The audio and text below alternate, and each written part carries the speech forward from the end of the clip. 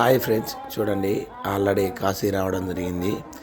దేవుడు మహాశివయ్యని దర్శనం చేసుకోవడం జరిగింది. మేము ఆల్రెడీ వర్షాకాలం కాబట్టి ఫుల్ రష్ ఉన్నారు. అందులో ఇది శ్రావణ మాసం పడ్డది. చూడండి ఫ్రెండ్స్ ఎలా ఉన్నారో.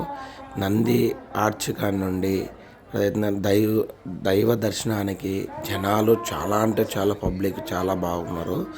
తర్వాత కోనేరు కాడికి పోయి తానం చేయడానికైతే ఫుల్గా వాటర్ వచ్చేసింది, ఫుల్గా నిండిపోయింది ఫ్రెండ్స్. ఆల్రెడీ చూడండి క్యూ అనేది చాలా అంటే చాలా దూరంగా ఉన్నది. అది ఎందుకంటే దర్శనానికి చాలా టైం కూడా పడుతుంది.